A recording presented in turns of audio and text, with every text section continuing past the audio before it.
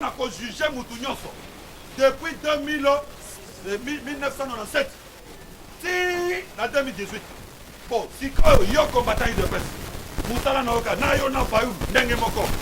Bino batu oyo, bozo za la cotine ba $50 na ba $100. Boye babiso ba combattant to mesana piaka. Eh. Donc là, jamais na ko s'incliner devant Moutoumora Zotina na yebi yo pe.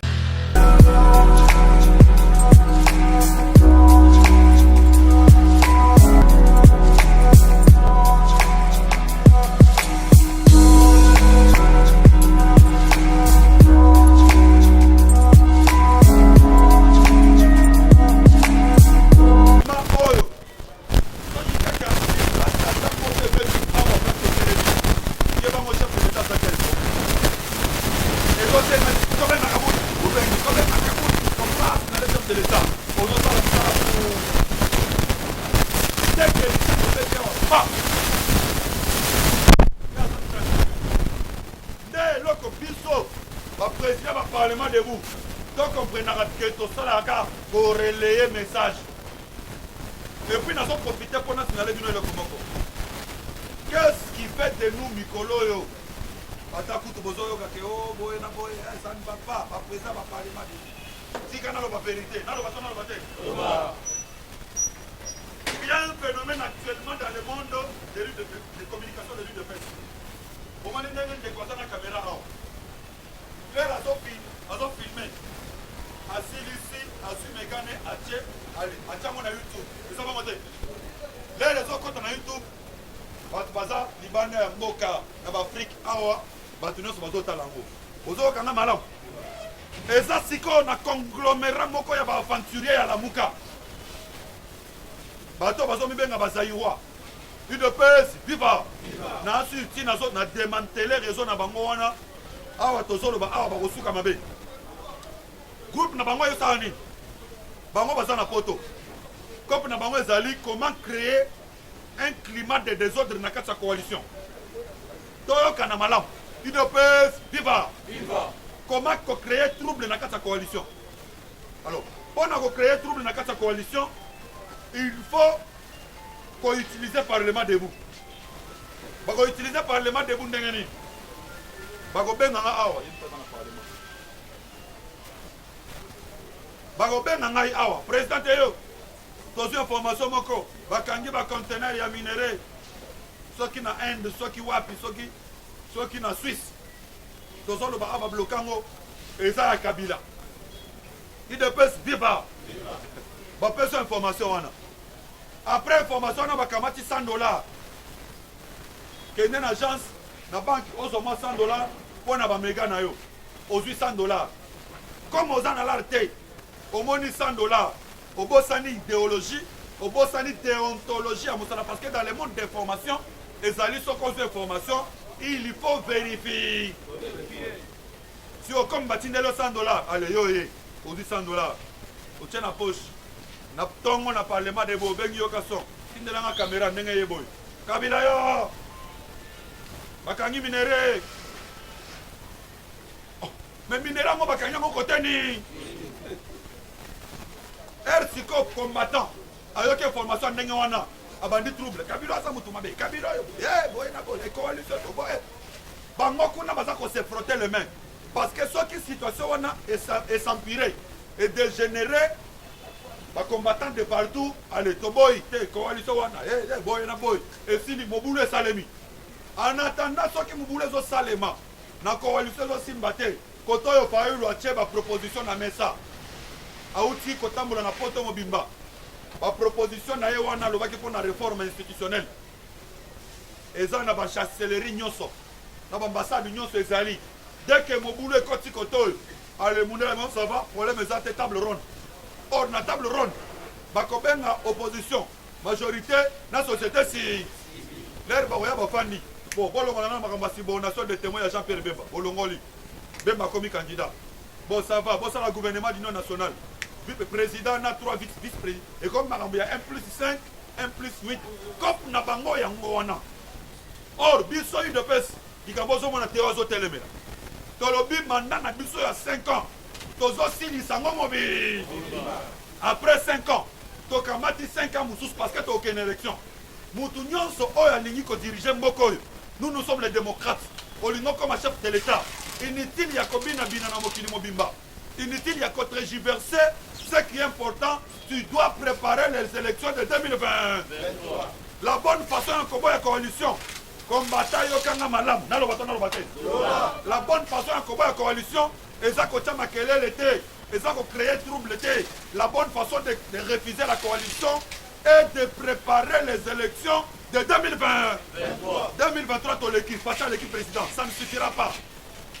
Comme on dit, comme on dit, combattant, on va postuler comme député, voter, Makambouyakeo, après c'est un biso peut voter à l'école, c'est ça qu'on a fait. Ce qui est en 2023, tu as 350 députés. Est-ce que tu as aussi sous coalition, mon robot? Si vous avez un bozoli na kokwea na jembo koboy groupe moko ya aventurier bafani na poto soki bamoni na YouTube boyebi ce qui s'est passé avec Fils Mukoko tozu pouvoir Fils Mukoko Kabila wana Kabila toye papa et si tozu pouvoir Kabila et puis là kotanga tanga komba Kabila eza lokola ko ressusciter na monde po Fayulu avec la TV5 batuna question makambo ya bituma na est Kabila makambo ya Congo économie à Congo, Kabila. Pour la Fayoulou, il faut faire croire au monde entier que c'est Kabila qui dirige. Et ça, mon côté. Ce qui est opposition, et ça, ça, la fois, que Kabila m'a dirigé. Bisso, si quoi au pouvoir. Est-ce qu'il faut maintenir Kabila? Voilà pourquoi moi, je dis que, comme il y a Kabila dans le parlement de Bounabiso, nous avons une importance dans le sous. Mais cela ne signifie pas. Combattant au Kanga Malam. Parce que les hommes qui la souka, après Awa Nakaïna s'est préparé, l'objet n'a pas tombé à Tio Kananga. Donc l'objet parlement debout, et rato comme à toquer meeting. Na soir nango, parlement debout si qu'on a Kananga. Je voulais insister parce que tu as une affaire à 10 jours.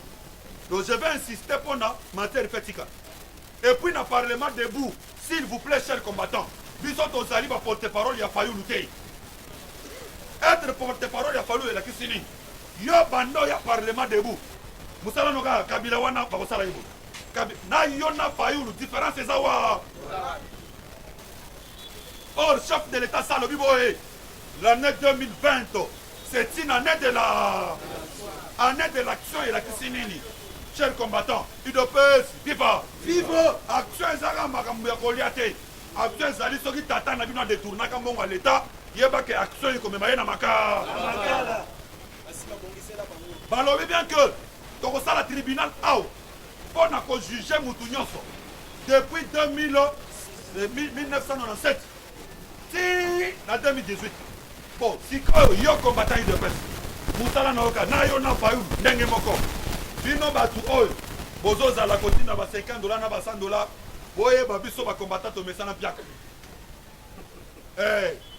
Donc ngai jamais na ko s'incliner devant mutu moko azotina na yebi yo pété otina na président bolo bela kabila balo bakandenge wana parce que moi ils m'ont déjà appelé a bengi pe après son information a tindi 50 batinda taba 50 fois so ba mona question inga na zui il faut na vérifier information wana so qui na vérifier na place na ya kolobela ngo na ye na démentir yango UDPS viva nde loko to sala batros bazolo bateo yo olingi Fils Mukoko te. Moi-même, je savais que Fils Mukoko est dans les faux. Malgré les mots qu'il a quitté. Mais Batobanda continue de l'embongo. Babanda continue de l'embongo. On a un esprit moussous yamabe. Ça veut dire, il y a la Misaka combat Kabila. Ala Misaka combat Kabila. Plus Fayou la zone de la combat Kabila. Fils Mukoko combat Kabila. Président Théo combat Kabila. Yokason combat Kabila. Namouta zo dirigeant zo disparaître. Toye na parlement debout Kabila, Kabila. Bisson na parlement debout les héritiers de la lutte de Yachichi. Tolobi combat Kabila. Kabila a déjà mori. Kabila est le hôtel. C'est lui qui dirige. Le Congo s'appelle Félix Tchi. C'est du béton. Pour Kabila a déplacé. Il faut Fachi à signer. Pour Fayou a déplacé. Il faut Fachi à Sanini. Si vous avez vu Sangaï, na place Kotakaba laboratoire. To Sangana. To Sangisa message. Ok, pas Miyake, Oyoki message, Ndenge Moko. Ok, pas président Gilles, Oyoki message, Ndenge Moko. Ok, pas Moïse, Oyoki message, Ndenge Moko. Tiens, Bisson tout ça qu'on a été. Bisson Moussa les a rien. Ce qui président Albert alobi boye il faut la contredire. Tozali quoi affaiblir parti na biso ide. Et je lance un appel na bino ba combattant parce que ba kola ba parlement debout ezalaka bino. Supposons que moi je suis seul ici. Bino boyete. Est-ce que na côté mana rangé? C'est les membres du parlement debout qui recadrent. Leur moko soko yo combat Kabila leki motion. Président Kabila Sakenda botika la biso komona.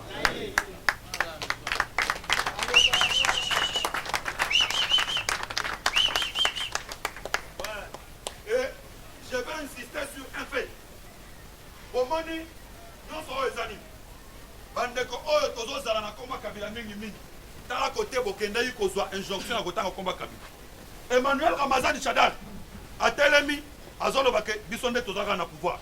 Tala tozana ba gouverneur, tozana ba bourgmestre, toza c'est que Kabila zo diriger. Bon, yo pe président parlement debout. Na place oya ko annuler maloba ya Chadari, yo pe oye parlement debout au bandit. Kabila, non. Voilà pourquoi président Théo n'a pas de problème. Mais qu'on ressuscite combat Kabila dans le parlement debout, nous trouvons que l'Ikambouana, il faut ici. Et ça m'a béton malam. Ce que ça m'a béton président, bon côté, aux autres bêtes à ma bébo inabo. On a un combat Kabila dans le parlement debout et le Québec. Ok, dans chaque parlement debout. Et ça la Kabila. UDPS, viva! Pendant qu'on a message je vais informer les combattants que UDPS est banni Makambouya réorganisation. Dans les lois Zalingaï, le lobby bien sûr, mais le lobby est la président Albert, le lobby est la président Moussous. Ce qui est bon pour nous, pour lancer un message haut. Le temps de l'unité entre les combattants, le temps de l'unité entre les présidents des parlements debout. Le temps de l'unité entre les communicateurs de l'UDPS est arrivé. Tosanganaka, Tokanaka Bolikambo, Tolo Bandengani, Tolo Baboy.